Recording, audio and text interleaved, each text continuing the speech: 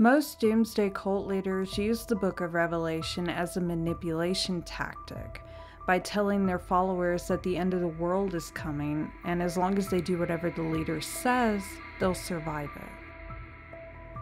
Welcome to the basic facts of the Move of God cult. Let's start with Sam Fife receives a vision from God. Samuel Drew Fife Jr. was born on September 1st, 1926 in Miami, Florida.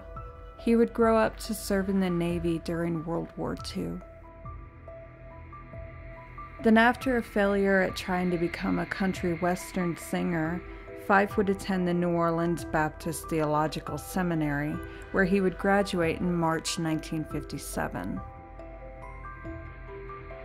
Very shortly after, he would work with the Bible Baptist Church where, while in his second marriage, he would meet a young woman that he would state he had received a vision from God that he would sire a prophet with her. A year later, Fife would return to his wife, telling her that the vision wasn't from God, but from the devil. He and his wife would move back to Miami, Florida. It would be here that Fife would start the Miami Revival Center, which would bring in the first of his followers. Continuing through the 1960s, Fife would recruit a larger following by holding Bible studies inside the homes of his followers. In 1963, Fife would announce that he had had a vision from God, telling him that the only way for his followers to survive the end times was through sinless perfection. He would now declare himself a prophet and immortal. Fife predicts the end of the world. After his announcement from God, Fife would pull his followers together and call the group the Move of God. In the mid-1960s, Fife employed the help of a married couple who were part of the group named John and Bambi Henson. The Hensons were appointed to work with members labeled as distressed out of their Miami home by any means necessary, including those with mental disorders. Fife would appoint leaders within the group, stating they were the divine order that would govern the new world. Fife also believed that once he and these leaders became sinless perfection, Christ would manifest through them. Thanks to Fife's traveling ministry, by 1970, the group had grown from hundreds to thousands of members. At its highest point, it numbered around 44,000 members.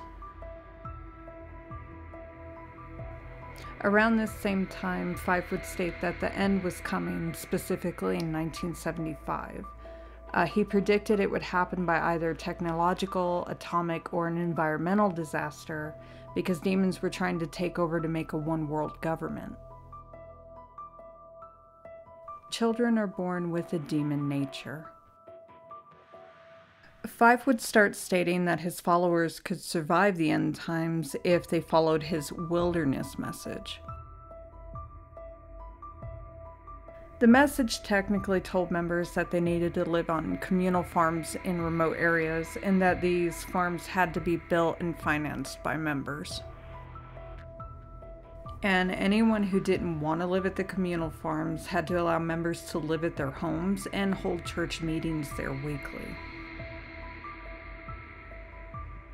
Most of Fife's sermons preached about demons plaguing humanity and possessing individuals constantly.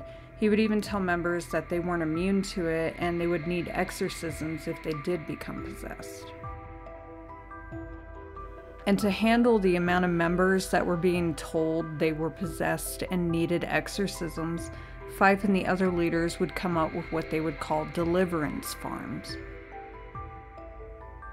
And the one that we'll mostly focus on is one of the most infamous ones, which is called Sapa Farm, located in Mississippi, that started around August of 1971.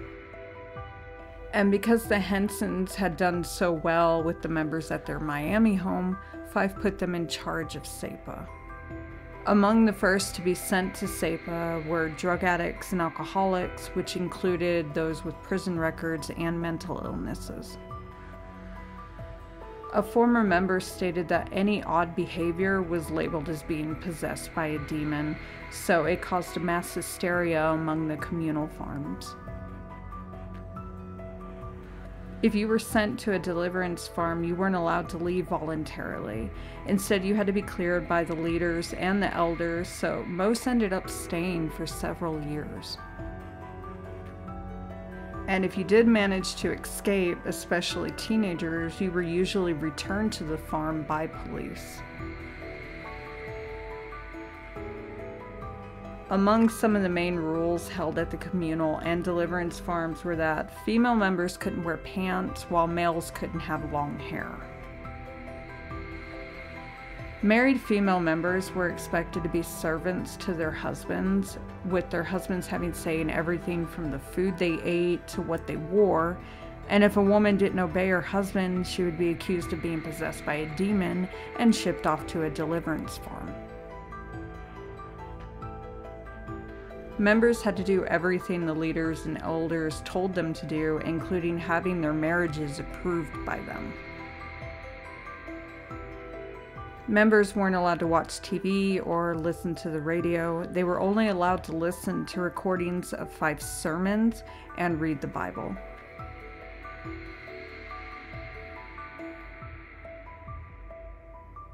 Any members that became sick were told they were possessed by a demon and needed an exorcism. Fife would teach that doctors were involved with Satanism, so going to a hospital wasn't allowed no matter the circumstances. Christmas and Easter weren't allowed to be celebrated because of their pagan origins, but members were also not allowed to celebrate anyone's birthday, being told it was self-serving.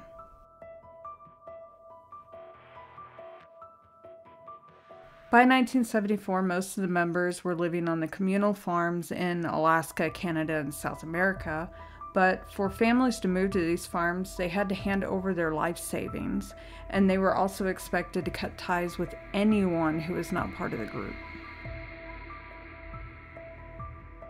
Members were also expected to give either half or all of their income to the group, and if a member happened to own a business, they were forced to employ other members whose paycheck would go back to the group. If members had children, they had no say in how they were raised. They had to do what either the leaders or elders told them to do. Fife would preach that children were born with a demon nature, therefore they needed to be beaten regularly, preferably before the age of 3. John Henson is arrested for kidnapping. The majority of recruitment happening now was at large gatherings the group held around the world several times a year, and they would send out members to infiltrate other churches and Bible studies to recruit.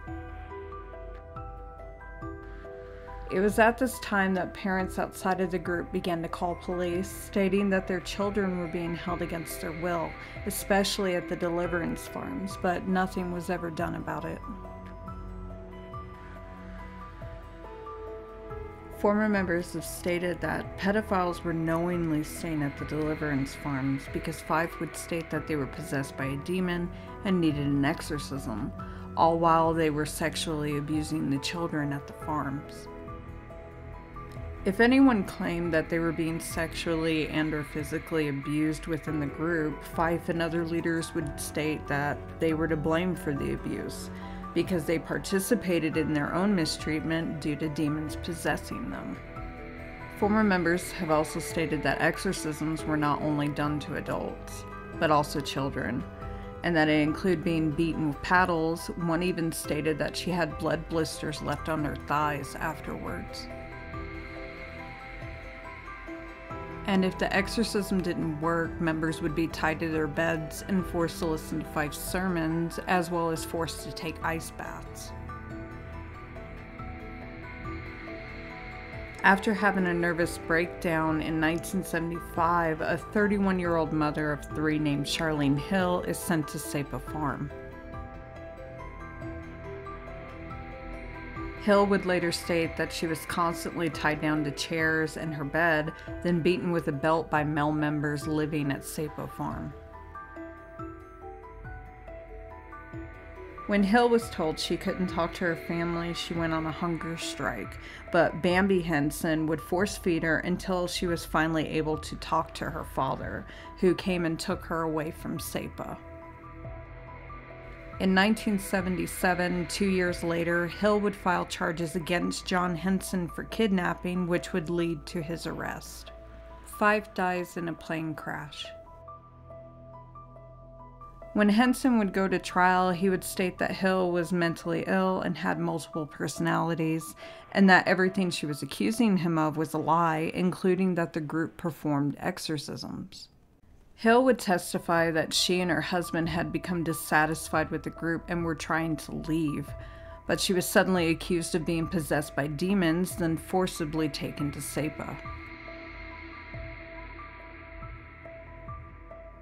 Some former members would come to Hill's aid and testify against Henson, stating that the abuses Hill described at Sapo were true.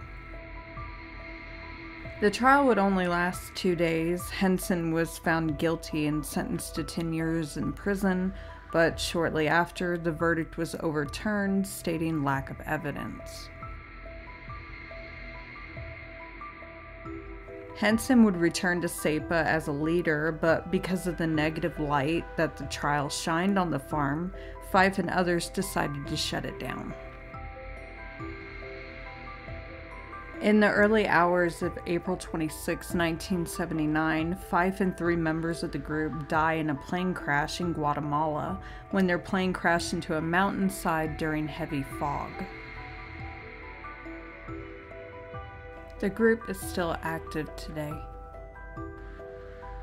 Buddy Cobb, Fife's right-hand man, would take up leadership of the group and would explain away the death of this self-proclaimed immortal Fife as that he had reached such a level of perfection that Fife could no longer be on Earth. But by the end of the 1980s, a majority of the communal and deliverance farms were shut down by social services who had investigated the group for abuse and child labor.